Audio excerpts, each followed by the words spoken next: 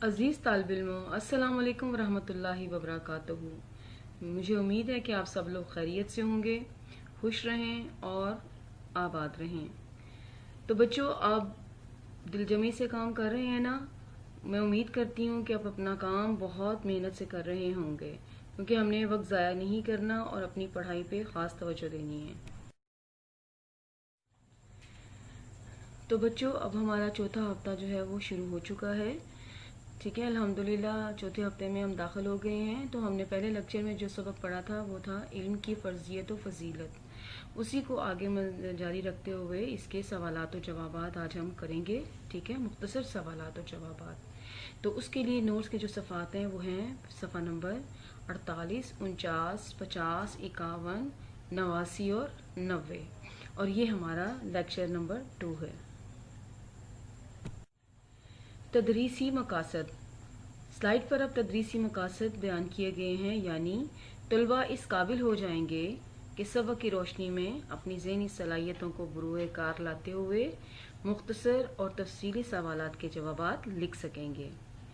ठीक है, और उनकी लिखाई की सलाहियत में इजाफा होगा, यानी आपकी लिखाई बेहतर होगी और ख़ूबसूरत राइटिंग से आप लिख सकेंगे। तो बच्चों, अब आप सामने जो स्लाइड देख रहे हैं उस पर इल्म की फ़र्जियत और फजीलत के मुख्तसर सवालात और जवाबात लिखे हुए हैं। आइए हम इनको पढ़ते हैं।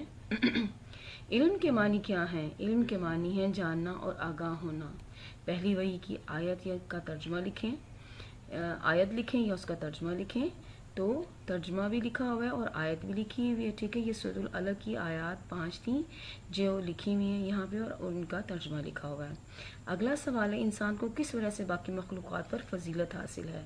यहाँ पर इल्म की फजीलत बयान की गई है कि तमाम मखलूक़ात पर जो फजीलत है वो इल्म ही की वजह से है। इल्म ही की वजह से फरिश्तों ने हज़रत आदम को सजदा किया था। इससे वाज़े हुआ कि इल्म की अज़मत इंसान की बुनियाद है। नबी सल्लल्लाहु अलैहि वसल्लम के फरमान के मुताबिक आप सल्लल्लाहु अलैहि वसल्लम क्या बनाकर भेजे गए? इल्म के हवाले से जवाब दें। यानी नबी का जवाब है इसका, नबी करीम सल्लल्लाहु अलैहि वसल्लम ने अपने बारे में फरमाया कि इन्नमा बुइस्तु मुअल्लिमन, मैं मुअल्लिम बनाकर भेजा गया हूँ। यहाँ पर भी मुख्तलिफ सवालात और जवाबात जो हैं वो दिए गए हैं। आप सल्लल्लाहु अलैहि वसल्लम इल्म इजाफे के लिए क्या दुआ फरमाते थे? सवाल है, आप सल्लल्लाहु अलैहि वसल्लम इल्म इजाफे के लिए ये दुआ फरमाते, रब्बी ज़िदनी इल्मा, यानी ए मेरे रब मेरे इल्म में इजाफा फरमा। और ये दुआ जो है आज छोटे छोटे बच्चों की ज़ुबान पर है। ठीक है, और ये दुआ हर वक्त तालिब इल्मों के ज़ुबानों पर बेटा जारी सारी रहनी चाहिए। मोमिन किस चीज़ के सबसे ज़्यादा हकदार हैं? हदीस तहरीर करें।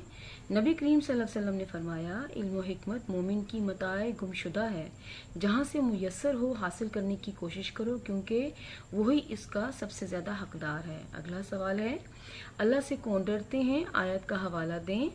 तो जवाब है इसका कि अल्लाह के बंदों में से अहले इल्म ही अल्लाह से डरते हैं। ठीक है, अगला सवाल है, तर्जुमा तहरीर कीजिए। बल्लिगु अन्नी वलो आया, यानी मुझसे एक आयत भी सुन लो तो उसे आगे पहुंचा दो। यानी ये इसमें ये हदीस शरीफ है कि हुज़ूर सल्लल्लाहु अलैहि वसल्लम ने फरमाया कि मुझसे एक आयत भी अगर तुम सुनोगे तो तुम उसको आगे पहुंचा दो।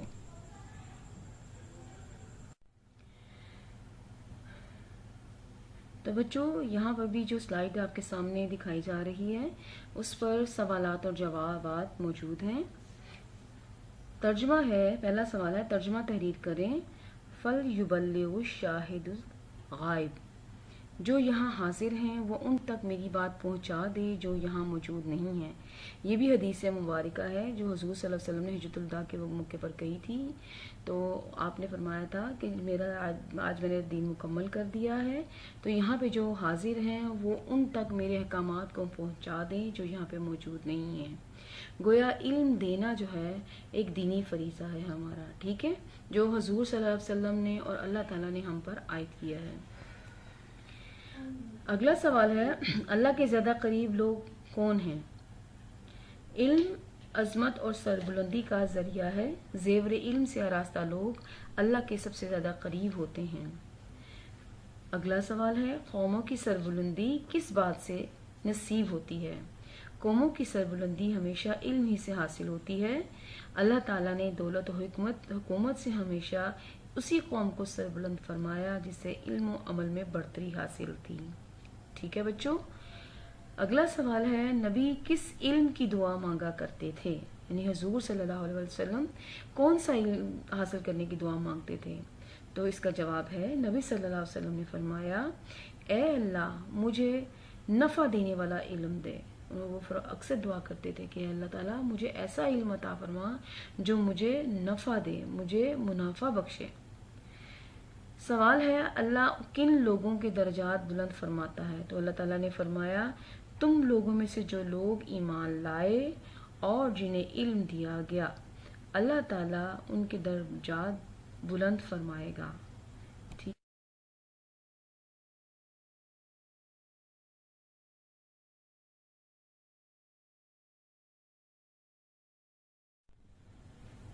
مختصراً سوالات کے بعد اب تفصیلی سوالات جو ہیں وہ سوالات و جوابات آپ کے سامنے سلائیڈ پر دیے گئے ہیں۔ سوال نمبر 1 ہے، قرآن کی روشنی میں علم کی اہمیت بیان کریں۔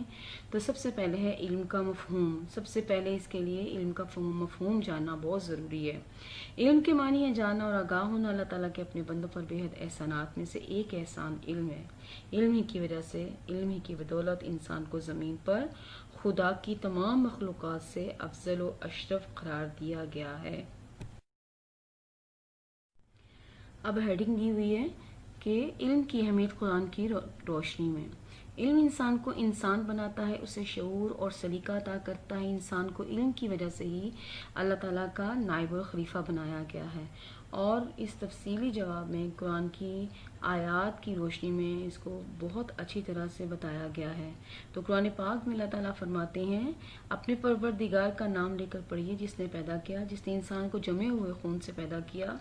پڑھیے، اور آپ کا رب پروردگار بڑا کریم ہے، جس نے انسان کے ذریعے، جس نے قلم کے ذریعے علم سکھایا انسان کو، اور انسان کو وہ باتیں بتائیں جو وہ نہیں جانتا تھا۔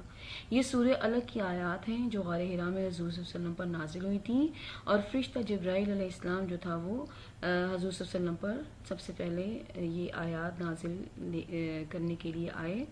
ٹھیک ہے، تو اس میں کس چیز کی سربلندی ہے؟ اس میں علم کی سربلندی کے بارے میں ہے کہ علم جو ہے وہ انسان کو ضرور حاصل کرنا چاہیے۔ علم عظمت اور سربلندی کا ذریعہ ہے۔ زیور علم سے آراستہ لوگ اللہ کے زیادہ قریب ہوتے ہیں۔ ارشاد ہوتا ہے قرآن مجید میں، کیا وہ لوگ جو علم رکھتے ہیں اور وہ جو علم نہیں رکھتے برابر ہو سکتے ہیں؟ یعنی علم، یعنی کہ معیار کیا بنایا اللہ تعالیٰ نے؟ کیا بتایا کہ اہل علم اور لا علم لوگ کبھی اکٹھے نہیں ہو سکتے۔ اہل علم جو ہیں وہ ان سے برتر ہیں۔ جو لوگ نور ایمان سے منور ہو کر علم سے کام لیتے ہیں ان کے بارے میں فرمایا، یعنی تم میں سے جو لوگ ایمان لاتے ہیں اور جنہیں علم دیا گیا، اللہ تعالیٰ ان کے درجات بلند فرمائے گا۔ یعنی اہل ایمان اور اہل علم کے درجات اللہ تعالیٰ کے ہاں بہت زیادہ ہیں۔ اسی طرح ایک اور جگہ فرمایا، ارشاد ربانی ہے، اللہ کے بندوں میں سے اہل علم میں خدا سے ڈرتے ہیں، اہل علم ہی خدا سے ڈرتے ہیں۔ ٹھیک ہے بچوں، تو یہ بتایا جا رہا ہے کہ علم کے کیا درجات ہیں، اور علم حاصل کرنے والے جو عالم ہوتے ہیں ان کا مقام اللہ تعالیٰ کے نزدیک کتنا ہے۔ ٹھیک ہے، اب اگلا ہے علم کی اہمیت احادیث کی روشنی میں۔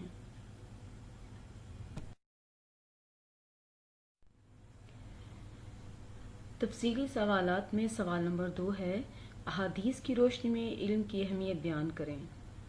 علم کی اہمیت احادیث کی روشنی میں ہے۔ علم عطیہ خداوندی ہے۔ علم ایک ایسا ذریعہ ہے جس سے خدا کا قرب حاصل ہوتا ہے۔ حضور صلی اللہ علیہ وآلہ وسلم اللہ کی محبوب ہستی تھے۔ خدا نے آپ صلی اللہ علیہ وسلم کو دنیا کے لیے رحمت بنا کر بھیجا۔ آپ صلی اللہ علیہ وسلم کی بعثت کا مقصد بھی لوگوں کو زیور تعلیم سے آراستہ کرنا تھا۔ نبی اکرم صلی اللہ علیہ وسلم نے اپنے بارے میں فرمایا، انما بعثت معلما، میں معلم بنا کر بھیجا گیا ہوں۔ اسی طرح علم میں اضافے کی آپ دعا فرمایا کرتے تھے، اور اضافے کی دعا کچھ یوں ہے، ربی زدنی علما، میرے رب میرے علم میں اضافہ فرما۔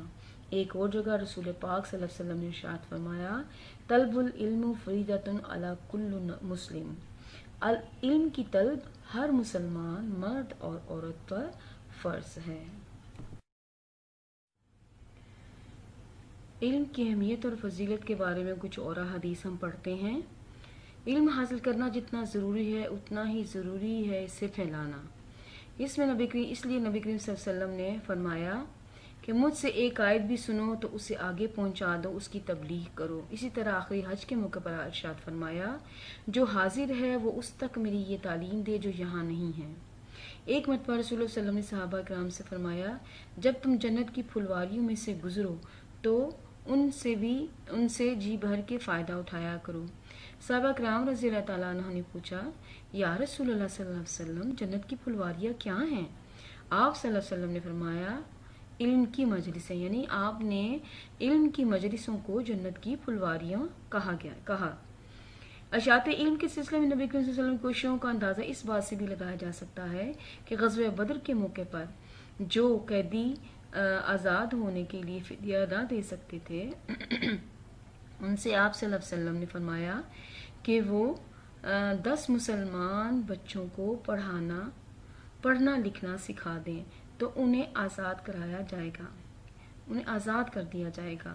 ایک موقع پر آپ صلی اللہ علیہ وسلم نے فرمایا علم و حکمت مومن کی گمشدہ میراث ہے، جہاں سے مومن میسر ہو حاصل کرنے کی کوشش کرے، کیونکہ وہی اس کا سب سے زیادہ حقدار ہے۔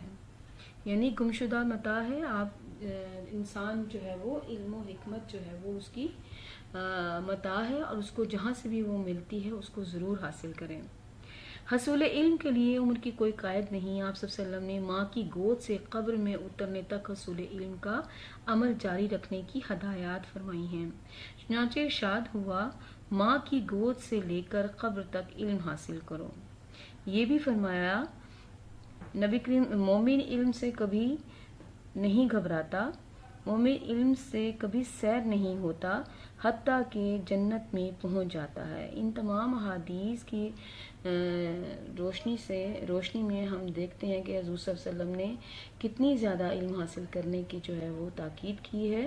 ٹھیک ہے، امید میں کرتی ہوں کہ آپ کو قرآن و حدیث کی روشنی میں علم کی اہمیت کے بارے میں معلوم ہو گیا ہوگا اور آپ کو اس کی افادیت اور اس کی فضیلت کے بارے میں پتہ چل گیا ہوگا۔